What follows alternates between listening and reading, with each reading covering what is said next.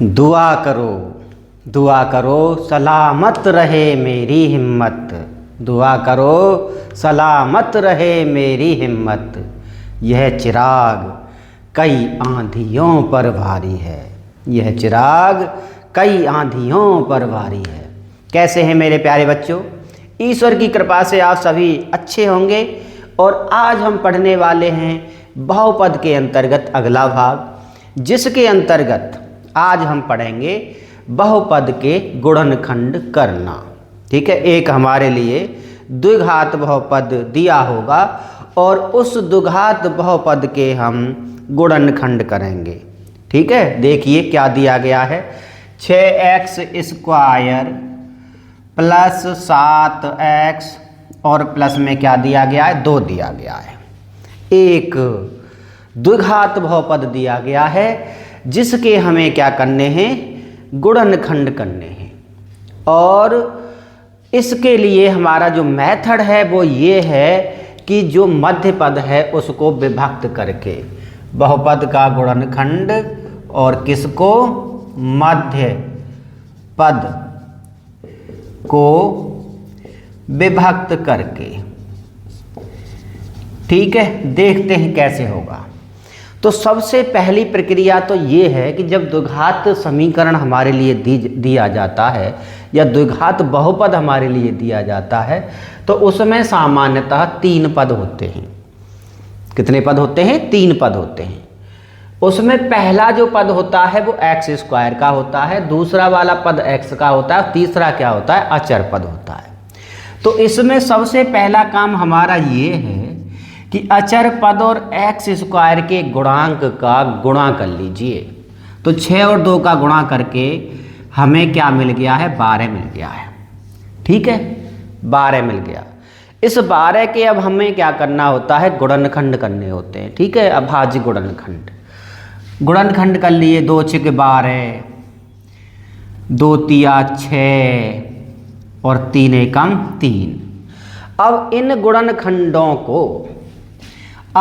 गुणनखंडों को 2 भागों में, ठीक है, इस प्रकार से विभक्त करना होता है या इस प्रकार से जोड़ना या घटाना होता है कि बीच वाला पद हमारा आ जाए।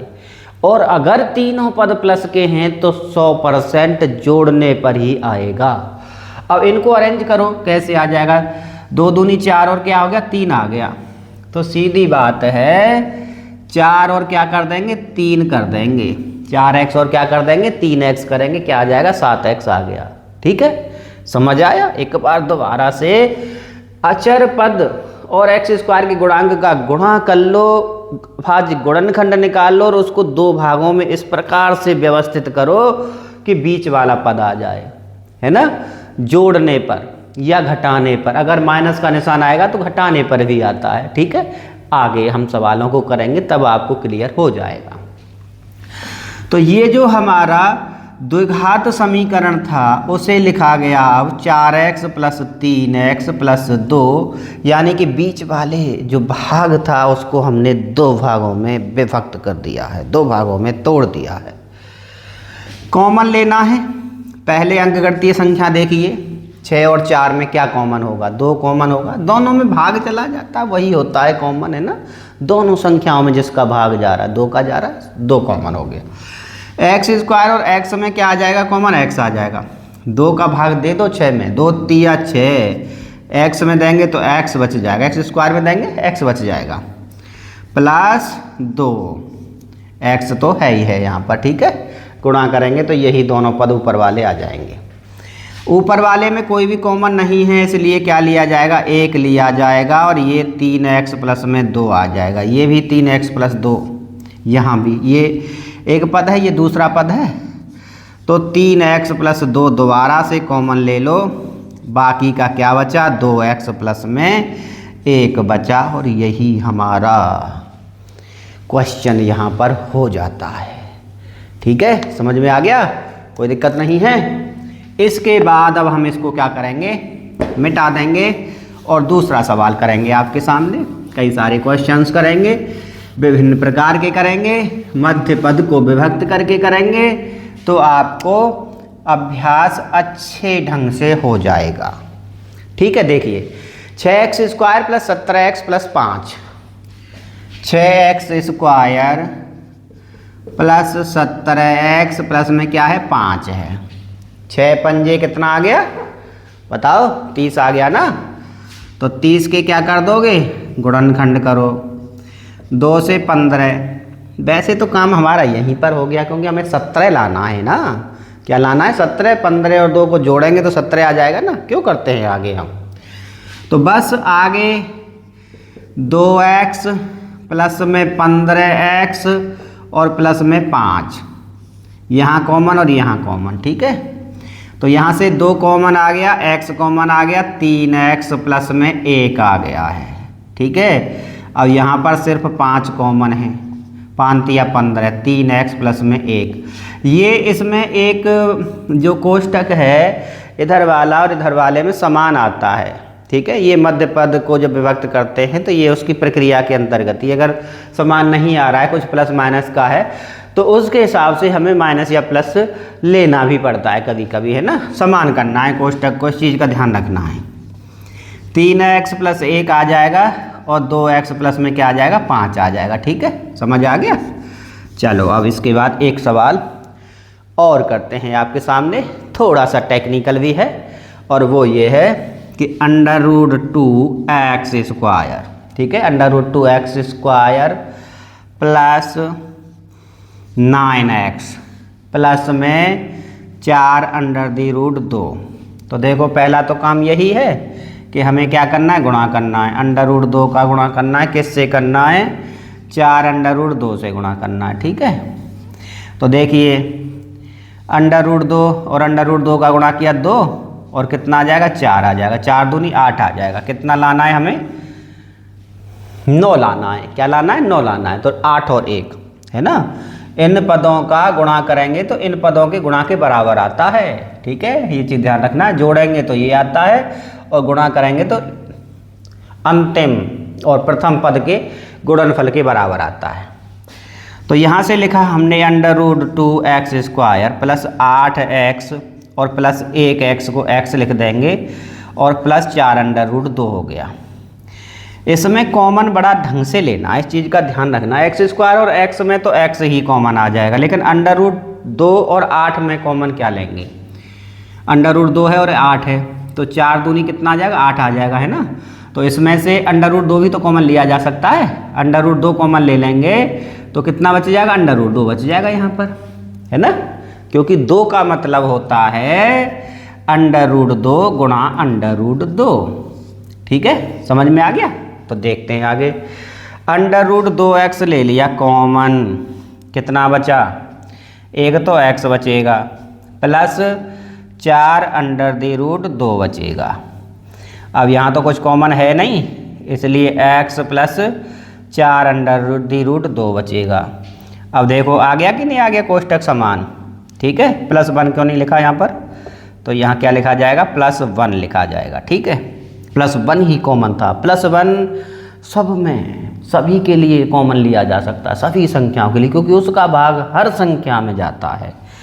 तो लिखा हमने x प्लस 4√2 और आगे लिखा √2x प्लस में क्या लिखा, 1 लिखा, √2x प्लस में 1, और यहीं पर क्या हो गया, हमारा उत्तर भी हो जाता है। और अब आप क्या करेंगे, इसको लिख भी लेंगे। ठीक है, अभ्यास करेंगे, लिख लेंगे। मेरे ख्याल से आपको बहुत आनंद आ रहा होगा इन प्रश्नों को करने में, है ना। ज़्यादा कठिन भी नहीं है, बहुत सिंपल हैं। बस हमें पहले करना होता है अंतिम पद, अचर पद और x² के गुणांक का गुणा, और गुणा करने के बाद उसके गुणनखंड करके बीच वाले पद को विभक्त कर लेते हैं उन गुणनखंडों से। ठीक है, देखो अगला देखो, 2x² प्लस 7x प्लस 3, 3 दूनी 6। ठीक है, 7 लाना है तो 6 और 1 तो हो सकता है ना, तो 6x और 1x। ठीक है, प्लस में 3, ये सेम, बीच वाला दो भागों में आता है, 6x और 1x। ठीक है, गुणा करेंगे तो 6x², 3 दूनी 6x² आ रहा है कि नहीं आ रहा, देख लो। 6x और x का करेंगे 6x², 3 और 2x² करेंगे तो ये भी हमारा 6x² आ रहा है। करते हैं बात कॉमन की। 2 और 6 में कितना आएगा कॉमन, 2 आएगा और x आएगा, x प्लस में 3 प्लस 1 कॉमन, x प्लस में 3 और यहाँ से x प्लस 3 कॉमन दोबारा से हो जाएगा तो बचेगा कितना, 2x बचेगा और प्लस में 1 बचेगा। ठीक है, कौन सा सवाल था, चौथा सवाल था।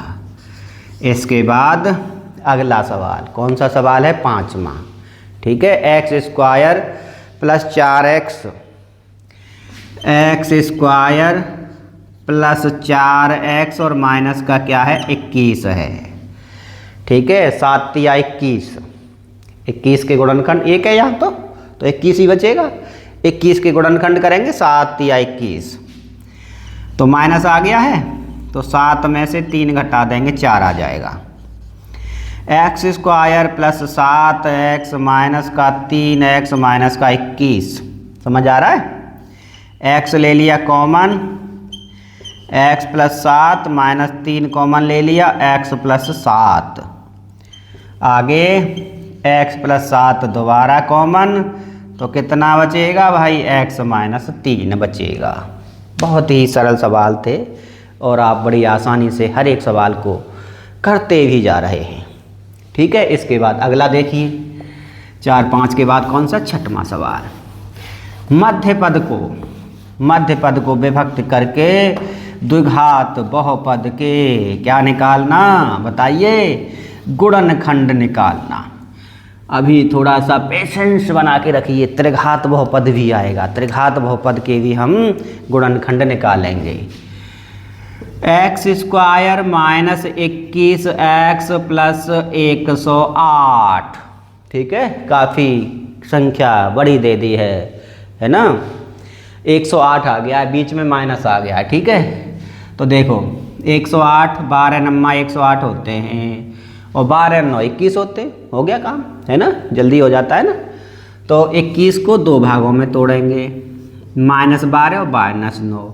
ठीक है, तभी तो ये आएगा जुड़ करके। ठीक है, गुणा करेंगे तो प्लस में 108 का x², 12 नम्मा 108 है ना। लिखते हैं x² minus 12x minus 9x plus 108। पहले वाले को अंतिम को सेम रखना होता है, बीच वाले को 2 भागों में तोड़ना होता है। x ले लिया common, x minus 12 minus 9 common ले लिया तो x माइनस 12, ये आ गया x माइनस 12 और अगला आ गया x माइनस 9 और सवाल हमारा पूरा भी हो चुका है। ठीक है, अगला देखिए क्या देता है सवाल। ठीक है, कैसा भी सवाल दे दे हमारे सामने, हम मिनटों में कर देंगे उस सवाल को। ठीक है, और जब मिनटों में हो जाएगा तो हमारा अभ्यास भी बहुत अच्छे ढंग से हो चुका है। ठीक है, x² plus 4 under the root 2x plus में क्या है, 6 है। अब आई बात थोड़ी सी टेक्निकल, है ना। अब थोड़ी सी बात कैसी आई, हमारी टेक्निकल आ गई।